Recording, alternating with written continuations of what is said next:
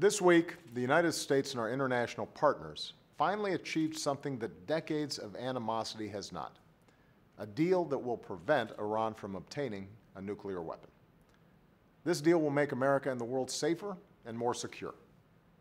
Still, you're going to hear a lot of overheated and often dishonest arguments about it in the weeks ahead.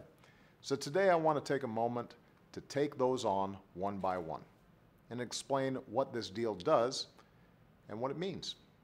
First, you'll hear some critics argue that this deal somehow makes it easier for Iran to obtain a nuclear weapon.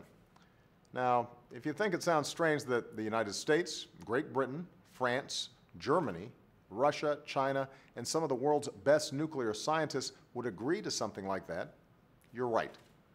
This deal actually closes off Iran's pathway to a nuclear weapon.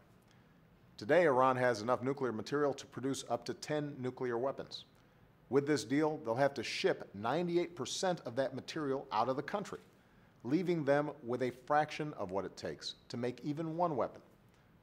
With this deal, they'll have to repurpose 2 key nuclear facilities, so they can't produce materials that could be used for a nuclear weapon. So this deal actually pushes Iran further away from a bomb.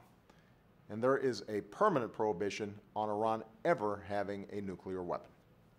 Second, you might hear from critics that under this deal, Iran could just ignore everything that's required and do whatever they want, that they're inevitably going to cheat.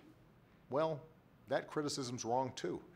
With this deal, we will have unprecedented 24/7 monitoring of Iran's key nuclear facilities. With this deal, international inspectors will have access to Iran's entire nuclear supply chain. The verification process set up by this deal is comprehensive and it is intrusive, precisely so we can make sure Iran keeps its commitments. Third, you might hear from critics that Iran faces no consequences if it violates this deal. That is also patently false. If Iran violates this deal, the sanctions we imposed that have helped cripple the Iranian economy, the sanctions that helped make this deal possible, would snap back into place promptly. There's a reason this deal took so long to negotiate. Because we refused to accept a bad deal. We held out for a deal that met every one of our bottom lines, and we got it. Does this deal resolve all of the threats Iran poses to its neighbors in the world? No. Does it do more than anyone has done before to make sure Iran does not obtain a nuclear weapon?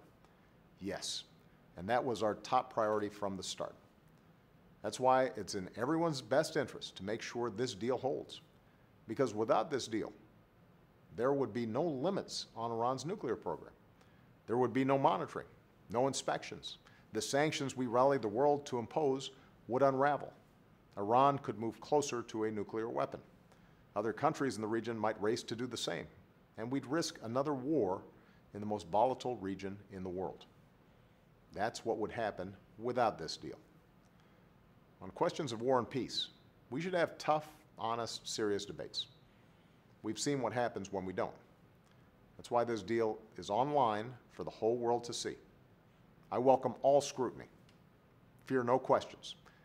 As Commander-in-Chief, I make no apology for keeping this country safe and secure through the hard work of diplomacy over the easy rush to war.